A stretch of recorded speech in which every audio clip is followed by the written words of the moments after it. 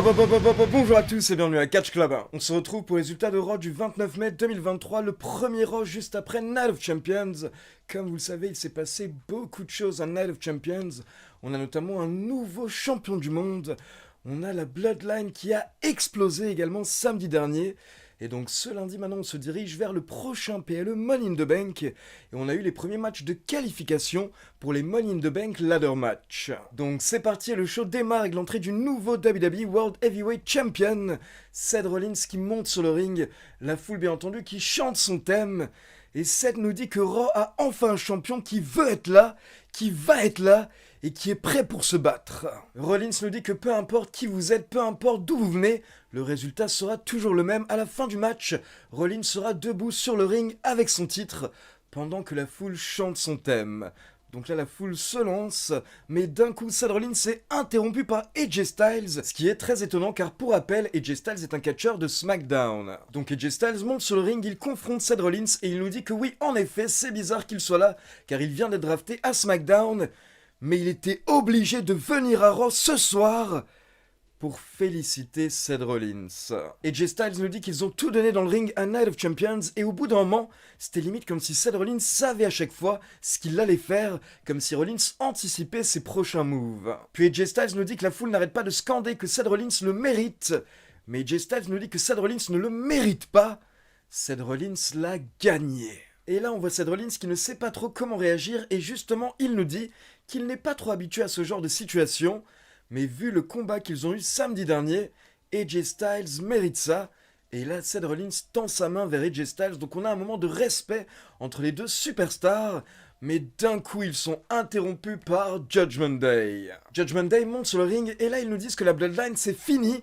Et du coup, dorénavant, c'est eux qui dirigent Raw, c'est eux qui dirigent SmackDown, c'est eux qui dominent la WWE. Et Rhea Ripley nous dit même que c'est l'un des membres de Judgment Day qui va prendre le titre à Seth Rollins, peut-être Damian Priest, peut-être Finn Balor, ou peut-être Dum Dum.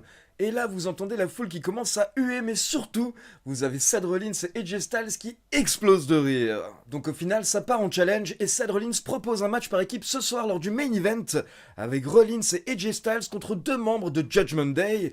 Et Judgment Day accepte, mais le match n'est pas encore officialisé. Et justement, on passe en coulisses et on retrouve Adam Pearce qui est au téléphone apparemment avec l'un de ses patrons. Et il dit à cette personne qu'il sait qu'actuellement on est en plein brand split juste après le draft, donc c'est compliqué d'avoir AJ Styles à Raw ce soir, mais ce serait un gros match AJ Styles et Rollins contre le Judgment Day.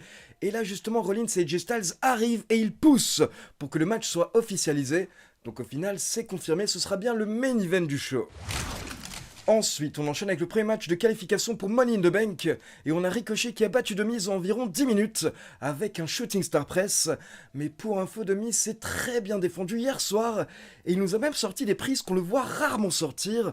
On a eu un très bon Miz hier soir à Raw. Je pense que The Miz sent qu'il doit un petit peu se démarquer à l'heure actuelle pour espérer avoir un potentiel push. Donc hier soir, malgré la défaite, The Miz nous a sorti un grand match face à Ricochet. Et du coup, Ricochet est le premier qualifié pour le Money in the Bank Ladder Match masculin.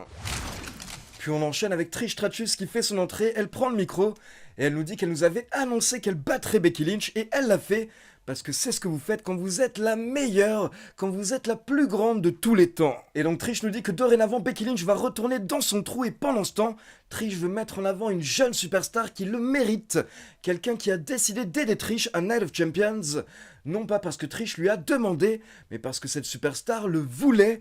Il s'agit de Zoey Stark. Donc là, Zoey Stark fait son entrée pour sa grande première promo à Raw depuis qu'elle est passée dans le roster principal. Et malheureusement, ça ne s'est pas très bien passé car on voyait clairement qu'elle était perdue. Et si vous regardez bien le segment, il y a même un moment où elle est totalement perdue, elle a oublié ses lignes et donc elle demande ce qu'elle doit dire à Trish. Et là, c'est Trish qui lui rappelle le scénario. Donc voilà, ce n'était pas top, on va dire, hier soir pour Zoey Stark. Mais après, attention, ça ne veut pas dire que c'est terminé pour elle. Je rappelle qu'il y a des personnes qui ont démarré, qui étaient mauvaises au micro ou qui galéraient au micro et qui se sont améliorées avec le temps. On parlait de The Miz à l'instant et je rappelle que The Miz, au début de sa carrière, dernière, il y avait eu un segment à Raw par exemple où il avait totalement oublié ses lignes et il s'était retrouvé perdu devant la caméra comme un con et il ne savait pas quoi faire, il ne savait pas improviser, mais parce qu'il était tout jeune, il n'avait pas l'expérience. Alors qu'aujourd'hui, plus de 10 ans plus tard, si vous donnez le micro à Demise et que vous lui donnez 10 minutes, 20 minutes, il saura vous combler le temps sans souci, il gère parfaitement. Donc le micro, ça s'apprend, et on espère que Zoey Stark va s'améliorer lors des prochains mois, lors des prochaines années. Et donc en gros, Zoey Stark nous a fait un speech à la gloire de Trish Stratus, et là Trish nous a dit que dorénavant, si Becky revient, eh bien Zoey Stark sera là pour la défendre.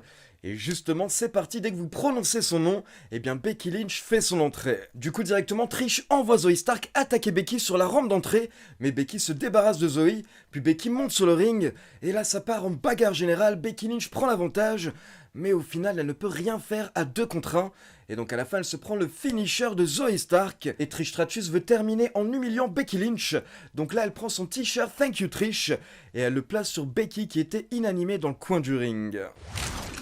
Ensuite, nous avons les Indus Sher accompagnés par Jinder Mahal qui ont explosé 2 catcheurs en environ 1 minute. Puis on enchaîne avec les champions par équipe Sami Zayn et Kevin Owens qui font leur entrée. Et Sami Zayn nous dit qu'il ne veut pas perdre trop de temps sur Roman Reigns. Mais Sami Zayn est heureux car Roman Reigns a passé la pire soirée de sa vie à Night of Champions. Et Roman Reigns a eu ce qu'il méritait. Mais derrière, rapidement, les champions par équipe ont été interrompus par Imperium, puis par la Alpha Academy. Et ça nous mène à un match avec Giovanni Vinci et Ludwig Kaiser contre Chad Gable et Otis. La Alpha Academy qui a l'air d'être totalement en mode face actuellement, avec Maxime Dupri qui au final s'est intégré au clan. Et juste au passage, je tiens à préciser qu'encore une fois pendant ce segment, Kevin Owens était hilarant et j'adore la manière dont il s'énerve quand certains catcheurs ne respectent pas les règles du catch selon lui. Donc on enchaîne avec les membres de Imperium contre la Alpha Academy et pendant le match, d'un coup, on a Valhalla qui fait son entrée et qui attaque Maxime Dupri au bord du ring. Maxime Dupri tente de répondre avec un gros kick. Donc là, ça sonne un petit peu Valhalla, mais au final, elle se relève, ce qui fait que Maxime Dupri prend la fuite. Et pendant ce temps, dans le ring, on a Imperium qui se débarrasse de Otis, il le jette à l'extérieur, et derrière, ils enchaînent avec le Imperial Bomb pour la victoire. Et bien entendu, après le match, vous pouvez voir les membres de Imperium qui fixent les champions par équipe à l'extérieur du ring. Ensuite, on enchaîne avec le match pour couronner les nouvelles championnes par équipe. Donc on a Raquel Rodriguez et Shotzi contre Shayna Baszler et Ronda Rousey, contre Bayley et Io Sky, contre Chelsea Green et Sonya Deville. Et honnêtement, dès le début du match, quand on a eu les entrées, je me suis fait une remarque.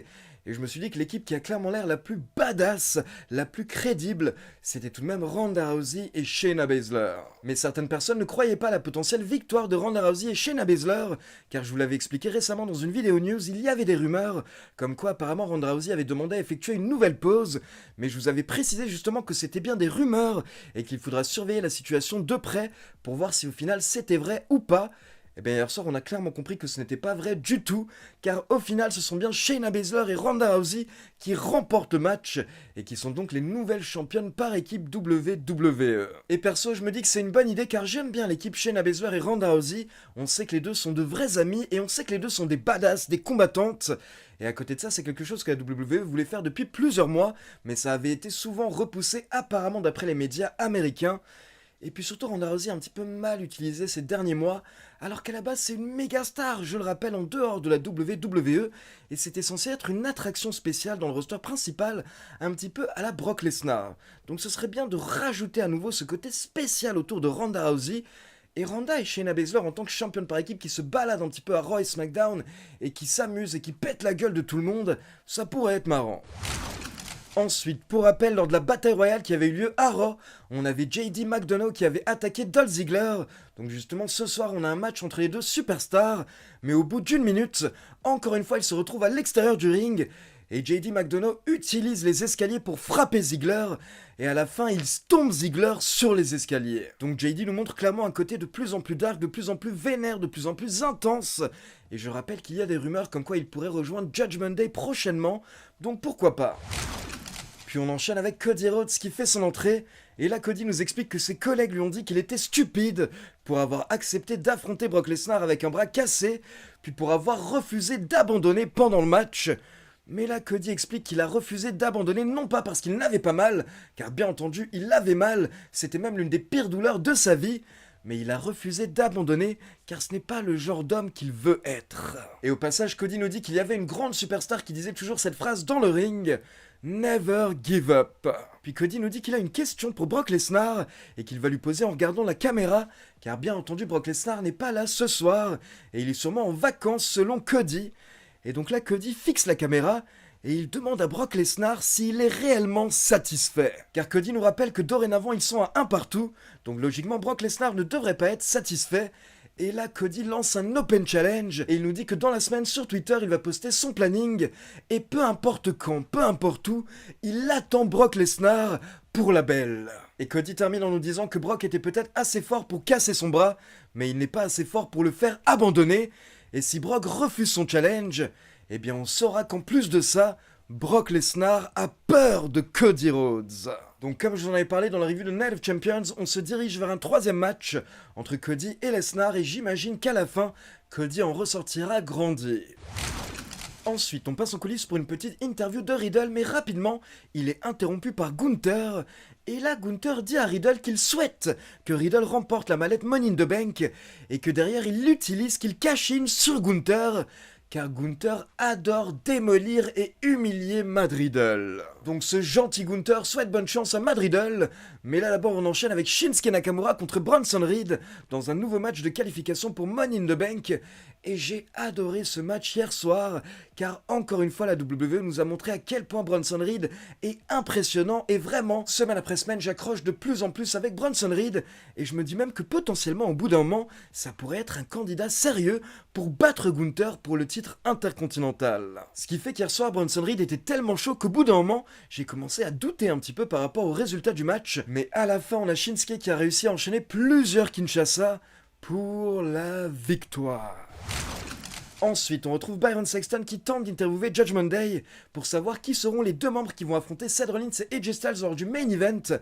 Mais Judgment Day refuse de répondre et ils disent à Byron Saxton de dégager. Et donc on passe au main event, on a Seth Rollins et AJ Styles qui font leur entrée, Judgment Day qui fait également son entrée, et là c'est Dom Dom qui fait croire qu'il va commencer le match. Mais là nous avons Finn Balor qui attaque Seth Rollins par derrière, et au final ce sont Finn Balor et Damian Priest qui ont catché pour Judgment Day. Et là en gros on a eu un bon petit main event d'environ 13 minutes, et à la fin on a Seth Rollins qui a sauvé AJ Styles en portant un premier stomp à Damian Priest.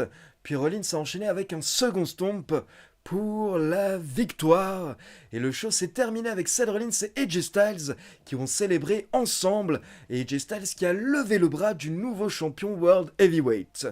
Donc on va dire que c'était une fin de show correcte. Mais par contre, la grande question qu'on se pose tous maintenant, c'est quelle va être la première rivalité pour Seth Rollins maintenant qu'il est champion. Car c'est bien beau d'avoir donné une nouvelle ceinture à Rollins, mais je vous avoue que hier soir, par moment, quand je voyais Rollins avec ce nouveau titre, j'avais l'impression de voir Rollins avec un jouet, avec une ceinture qui ne vaut rien pour le moment, mais c'est parce que la ceinture vient juste de naître, c'est normal, elle n'a que quelques jours pour le moment. Et d'après ce que j'ai lu en ligne, d'après ce que la WWE a déclaré, en fait la ceinture n'a pas la lignée de l'ancien titre World Heavyweight, donc c'est vraiment un tout nouveau titre, et Seth Rollins est le premier champion officiel, donc maintenant il faut donner de la crédibilité à ce titre, et ça va passer justement avec les premières rivalités de Rollins.